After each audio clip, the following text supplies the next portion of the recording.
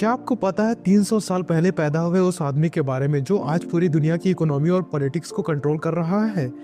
जब अमेरिका के राष्ट्रपति ने उस पर सवाल उठाए तो उसने भरी पब्लिक में उसकी हत्या करवा दी। फ्रांस की सत्ता संभालने वालों ने उसकी शर्तों पर अमल नहीं किया ना, तो उसने पूरे देश में विरोध छिड़वा दिया और देश के कोने कोने में आग लगवाने के साथ साथ फ्रांस के राजा और रानी का सबके सामने हत्या करवा दिया और उनके बच्चों को जेल में सड़ने के लिए छोड़ दिया। अब शायद तक आपने इस व्यक्ति का नाम कभी नहीं सुना होगा, लेकिन उस ग्रुप के बारे में जरूर सुना होगा जिस ग्रुप की इसने स्थापना की थी, द इनफेमस इल्यूमिनाटी। तो आखिर कौन था ये व्यक्ति और ऐसा इस व्यक्ति ने आखिर क्या किया जिसने इसे असीम ताकतों का बादशाह बना दिया?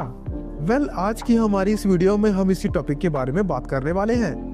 लेकिन वीडियो को शुरुआत करने से पहले इस वीडियो को लाइक करें और हमारे चैनल इन्वेस्टर ओशन को सब्सक्राइब करें ताकि ऐसी इंफॉर्मेटिव वीडियो आप तक और लाता रहूं।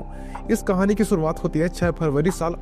1748 में, जब जर्मनी के बावेरिया में एक लॉ प्रोफेसर के घर में जोहान एडम बॉसफ का जन्म होता है। दुर्भाग्य से जब एडम केवल 5 साल के थे तभी उनके पिताजी का देहांत हो गया था। लेकिन उस 5 साल के एडम की जिम्मेदारी उठाई उनके पिता के दोस्त जोहान एडम वन इट स्टार्ट ने, जो खुद भी यूनिवर्सिटी ऑफ इंगोसेट में एक लॉ प्रोफेसर थे। अब उस वक्त पूरे वेस्ट में और खास करके पूरे यूरोप में अगर किसी चीज का तो वो था कैथोलिज्म का। और आप इसको क्रिश्चियनिटी से कनेक्ट मत कीजिएगा, क्योंकि एक कैथोलिक और क्रिश्चियन होने में काफी ज्यादा डिफरेंस होता है। अब जहाँ पर क्रिश्चियनिटी एक ब्रॉड धर्म है जिसके अनुसार इंसानों में सर्वश्रेष्ठ जीसस क्राइस्ट और इस दुनिया में सबसे ऊपर हॉली गॉड है, तो वहीं पर कैथोलिक लोग होते तो क्रिश्चियन ही हैं, लेकिन अथॉरिटीज को लेकर उनकी सोच अलग हुआ करती है। कैथोलिक्स ये मानते हैं कि उनके ऊपर सिर्फ पोप का शासन है और उनके लिए पोप द्वारा कही गई किसी भी बात की वैल्यू उनके घर की वैल्यूज, इवन वो जिस देश में रहा करते हैं ना, उस देश के लॉ एंड ऑर्डर से भी बड़ी होती है। अब सारे के सारे कैथोलिक्स क्रिश्चियन होते हैं, लेकिन सारे के सारे क्रिश्चियंस कैथोलिक हो ये जरूरी नहीं है। लेकिन हाँ, ये ध्यान में रखने वाली बात जरूर है कि दुनिया के करीबन 60% ऑफ द क्रिश्चियंस कैथोलिक होते हैं, जो रिलीजियस पॉपुलेशन का आधे से भी ज्यादा भाग है। अब आज तो ये सब फिर भी कट्टरता के पहलू से यूरोप में कम है, लेकिन पहले तो कानून भी सिर्फ और सिर्फ धर्म के हाथों ही ऑपरेट किया जाता था और कोई भी व्यक्ति धर्म पे सवाल नहीं उठा सकता था, उनमें से कोई भी प्रथा फ्रॉड ही क्यों ना हो। और अगर कोई भी चीज चर्च को सही नहीं लगी तो उसके लिए नियम और कानून वो भी बदल दिए जाते थे। अब इस सांप्रदायिकता और धर्म की कट्टरता से भरे समाज और माहौल में एडम को उसके ग्रैंडफादर जोहान ने रैशनल बनाया और हर चीजों के पीछे बस यूं ही विश्वास करने के बजाय उनके पीछे लॉजिक ढूंढने की आहत लाई और इस तरीके का माइंडसेट डेवलप किया कि एडम इसी लॉजिकल थिंकिंग के प्राइम सपोर्टर बन जाए। अब 7 साल की उम्र में एडम ने स्कूलिंग शुरू कर दी अपनी और मात्र 20 साल की उम्र में अपनी डॉक्टरेट ऑफ लॉ, हमारी भाषा में अगर कहा जाए तो LLB की डिग्री। तो स्वाभाविक तौर से लॉजिकल होने के कारण वह चर्च और यूरोप के मैनिपुलेटेड कानून को सीरियसली नहीं लिया करते थे और इस बात पर स्ट्रांग बिलीव रखा करते थे कि पहले जो कुछ भी हुआ सो हो गया, मगर धर्म के सहारे मॉडर्न सोसाइटी को अच्छे से रूल नहीं किया जा सकता और इस समाज को जरूरत है एक सही मार्गदर्शक की और एक ऐसे मार्गदर्शन की जो इसे धर्म के अंधविश्वास से दूर ले जाकर तर्क के तरफ ले जाए और वापस से वो काम करे जो समाज के लिए और सत्ता के लिए सही है, ना कि वो काम जो धर्म के लिए सही है।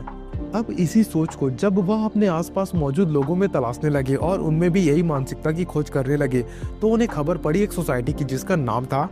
फ्री मैसोनरी और इसके विचार भी कुछ उसी प्रकार के थे। फ्री मैसनरी एक तरीके की विचारधारा रखने वाले उस समुदाय को कहा जाता है जो काफी ज्यादा सोशलिस्ट थे। उनके हिसाब से अनेक धर्म एक साथ को एग्जिस्ट कर सकते थे। सभी के सभी फ्री मैसोनरीज को निस्वार्थ भाव से सभी की मदद करनी चाहिए। नॉलेज किसी भी रिलीजन के ऊपर हुआ करती है और इनके ग्रुप में पॉलिटिक्स और रिलीजन से रिलेटेड किसी भी डिस्कशन को करने की मनाही नहीं होती है,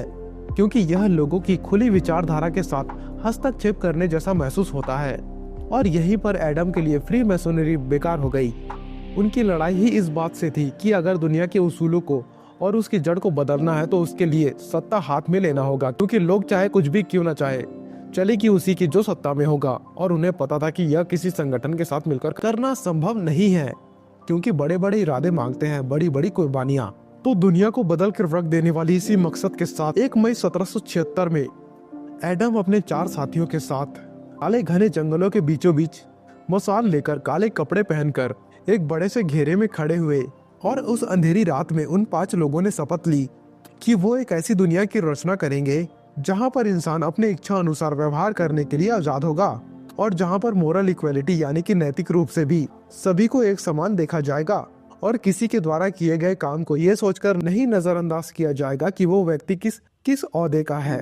इस प्रतिज्ञा को ज्ञान की देवी मीना रेवा के साथ चलने वाले उल्लू को साक्षी मानकर अपने द्वारा बनाए गए इस ग्रुप का नाम एडम ने रखा बुंदेर परफेक्टिबिलिस्टीन, जिसको बाद में बदल कर दिया गया इल्यूमिनाटी।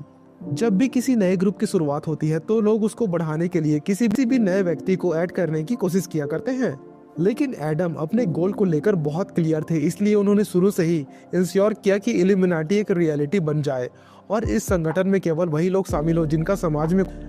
समाज में कोई ओहदा हो, ताकि उनके रिसोर्सेस और कनेक्शन का इस्तेमाल करके परिवर्तन लाया जा सके। इसी वजह से इल्यूमिनाटी में किसी मेंबर को इंक्लूड करने के लिए केवल 2 नियम बनाए गए। पहला तो ये कि किसी भी नए मेंबर लाने के लिए एग्जिस्टिंग मेंबर का कंसल्ट होना बहुत जरूरी है, और दूसरा ये कि उस व्यक्ति के समाज में स्ट्रॉन्ग रेपुटेशन होने के साथ साथ उसका फैमिली बैकग्राउंड वेल एस्टेब्लिश्ड होना चाहिए और बड़ी पहुंच के साथ साथ उसके पास ढेर सारी दौलत भी होनी चाहिए, जिसे वो सोसाइटी के काम और इल्यूमिनाटी के मकसद के लिए खर्च करने से पहले एक बार भी ना सोचे। अब अगले 6 साल में करीबन इल्यूमिनाटी में 600 से भी ज्यादा लोग जुड़े और उसके 2 साल के अंदर यानी कि साल 1784 तक इल्यूमिनाटी 2000 से 3000 ताकतवर सदस्यों का एक गढ़ बन गया, जिसमें पॉलिटिशियंस, डॉक्टर, नोबलमैन, व्यापारी, देश के सबसे बड़े बड़े वकील से लेकर देश के सबसे अहम जज, यहाँ तक कि अखबार, मैगजीन और किताबें लिखने वाले राइटर्स भी इल्यूमिनाटी के सदस्य बन गए थे। और इल्यूमिनाटी का मेंबर होना पावर और स्टेटस का एक सिंबल हो गया था। और इस पूरे पैसे और ताकत के ऊपर बैठा था मात्र एक व्यक्ति, जिसका नाम है जॉन एडम विसॉप्ट। वो अपने आप को स्पार्टैकस बताता था, एक ऐसा रोमन ग्लैडिएटर जिसने प्राचीन काल में रोमन साम्राज्य के विरोध का मोर्चा संभाला था। और इस नाम से सबको डर लगता था, क्योंकि ये नाम एडम के नियम समझाता था कि वो भले ही राजा पैदा नहीं हुए,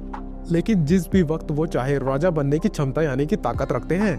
अब समय के साथ साथ एडम की पहुंच और ताकत बढ़ती ही जा रही थी और एडम की नजरें तख्त की तरफ घूमती साफ नजर आ रही थी, जिसका पहला शिकार बना फ्रांस। 1780 के उस दशक में फ्रांस और वहां के शासन काफी डामाडोल चल रहा था। वह देश युद्ध की स्थिति में घिरा हुआ था, कहीं से भी पैसा आने का कोई भी साधन नहीं था, जनता भूखमरी से मर रही थी। वहां की जनता के पास ना खाने को पैसा था और ना ही करने को कुछ काम। लोग भूखमरी से मर रहे थे, लेकिन वहां के राजा लुई 16 और उनके मिनिस्टर उन मरे हुए लोगों की अर्थियों पर रोटी सेकने में मस्त थे। उल्टा वो तो ऐसे फैसले लेते जा रहे थे जिससे उनकी हालत और भी बिगड़े, लेकिन अमीरों की अय्यासी कम होने का नाम ही नहीं ले रही थी।